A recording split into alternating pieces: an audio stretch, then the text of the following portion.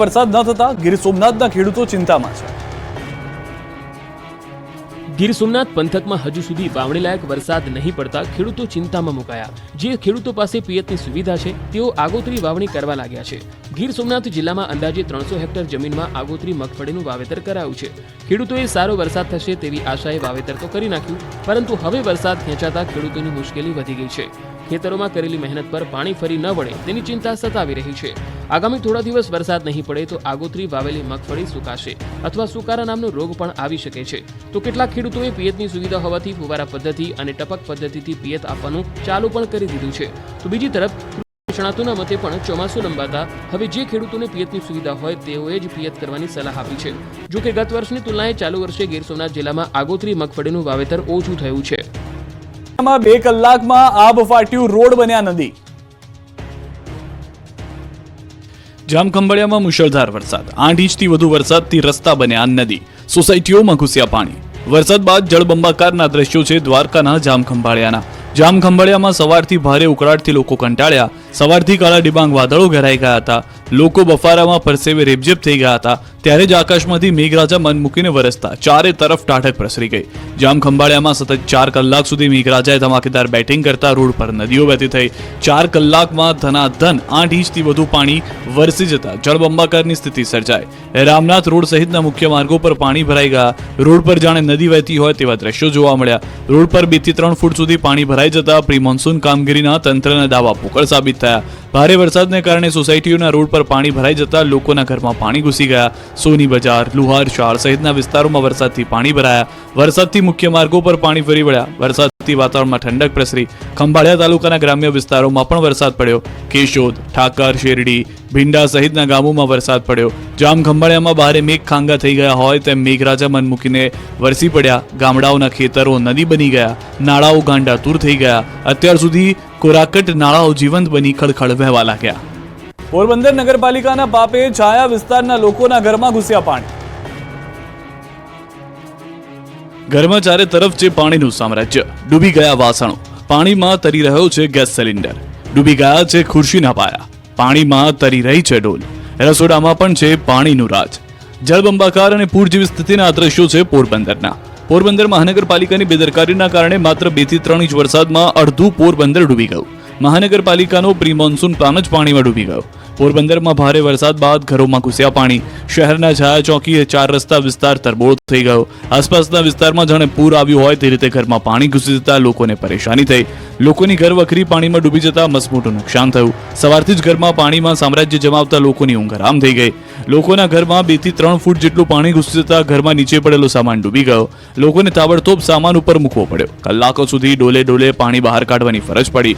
પાણીથી પરેશાન હોવા છતાં તંત્રના અધિકારીઓ નહીં ડોકાતા મુશ્કેલી વધી। ત્યારે રહીશો પાલિકાની પ્રી મોન્સૂન કામગીરી સામે જ સવાલો ઉઠાવી રહ્યા છે। છેલ્લા 3 વર્ષોથી આ જ પ્રકારે પાણી ભરાતા લોકો કંટાળ્યા છે।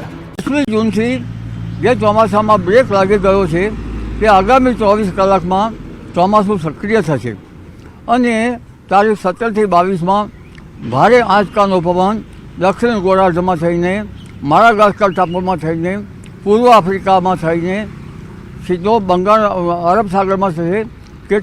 કેટલીક અસરો બંગાળના ઉપસાગર ઉપર થવાની શક્યતા રહેશે અને આ વિન્ડ ગેસ જબરી હશે, જેના કારણે રસ્તા પર પડેલા જે વસ્તુઓ જે છે ઉડવા લાગશે।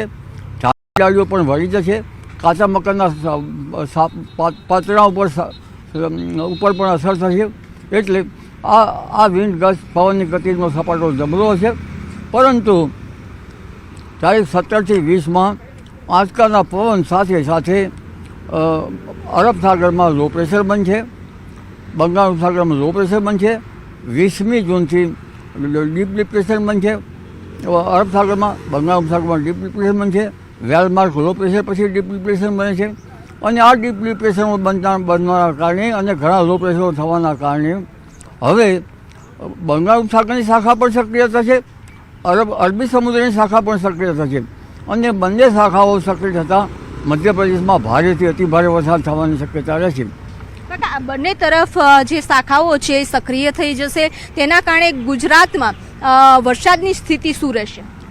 ગુજરાતમાં પણ દક્ષિણ ગુજરાતના ભાગો, વલસાડના ભાગો તેમજ દક્ષિણ ગુજરાતના ભાગો દક્ષિણ સૌરાષ્ટ્રના ભાગો, સૌરાષ્ટ્રના ભાગો, હાલારના ભાગો અને ઉત્તર સૌરાષ્ટ્રના ભાગો, મધ્ય ગુજરાતના ભાગો, ઉત્તર ગુજરાતના ભાગો, કચ્છના ભાગો, લગભગ મહદ ભાગો ગુજરાતમાં વરસાદ આવી જશે અને આદ્રા નક્ષત્રનો વરસાદ આવશે.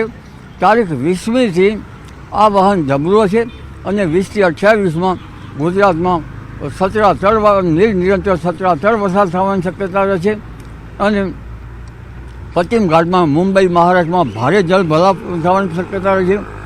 તો આ ભારે વરસાદ થશે, તમે કીધું છે કે 17થી લઈને 28 જૂન સુધીમાં, તો આ વાવણી લાયક વરસાદ થઈ જશે. વાવણી લાયક વરસાદ મહદ ભાગે ગુજરાતના ઘણા ભાગોમાં થશે, ઘણા ભાગોમાં ભારે વરસાદ થશે, કેટલાક ભાગમાં અતિભારે વરસાદ થવાની શક્યતા રહેશે. પરંતુ ઉલ્લેખનીય છે કે વિભુ, આ વરસાદથી આદ્રા નક્ષત્રનું પાણી સારું હોય છે.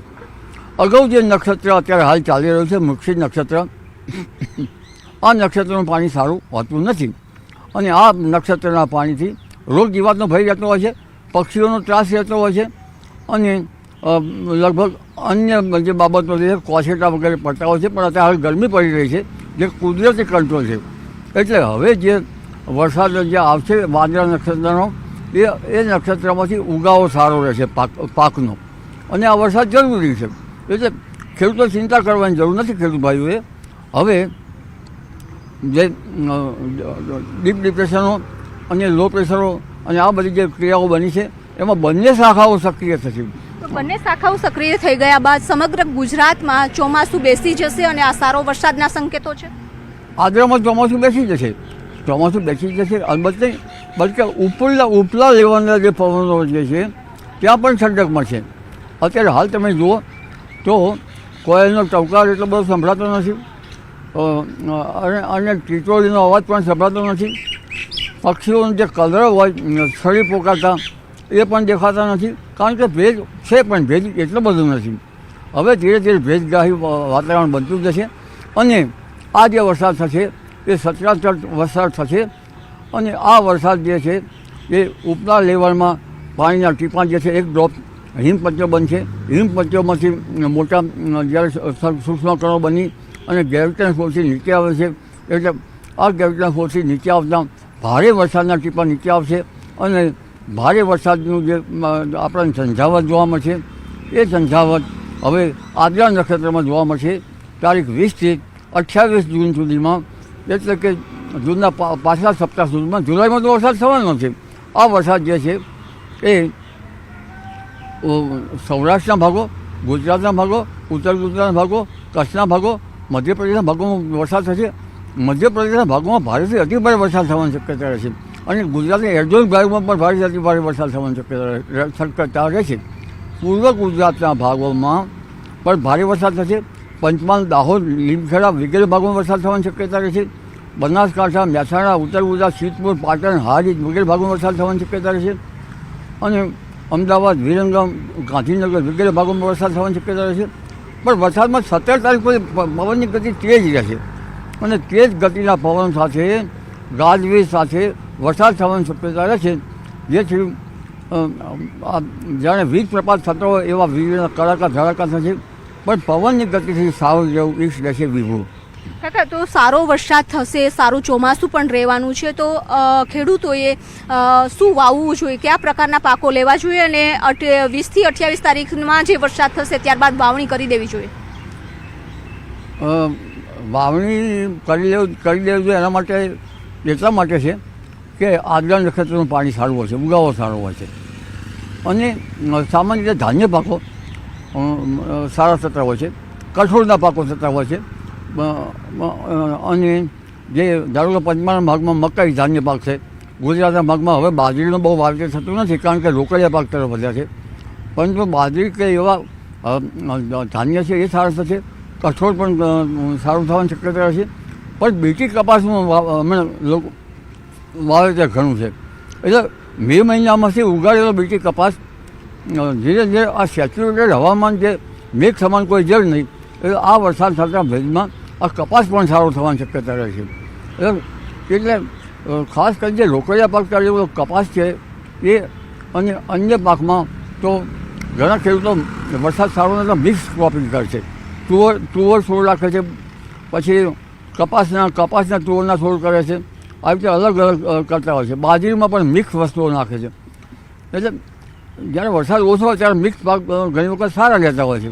કાકા 24 કલાકમાં જે ચોમાસું છે ફરી એક વખત સક્રિય થઈ જશે તો 24 કલાકમાં સારો વરસાદ કયા કયા વિસ્તારોમાં રહેવાની શક્યતાઓ છે? 24 કલાકમાં રાજ્યના ભિન્ન ભાગોમાં, અમદાવાદના ભાગોમાં પણ આજે હવામાન પલટા છે. એટલે ભિન્ન ભાગોમાં ગાજવીજ સાથે વરસાદ થવાની શક્યતા છે, આંધી વંટો સાથે. જેમાં દક્ષિણ ગુજરાતના ભાગો, આહવા વલસાડ નવસારી સુરતના ભાગો, ઉપરાંત મધ્ય ગુજરાતના ભાગો, અમદાવાદ વગેરે ભાગો અને કેટલાક અંશે ઉત્તર ગુજરાતના ભાગોમાં છૂટાછવાયા ભાગોમાં આંધી વંટો સાથે વરસાદ થવાની શક્યતા રહેશે. અને આ વરસાદ થઈ રહ્યો છે.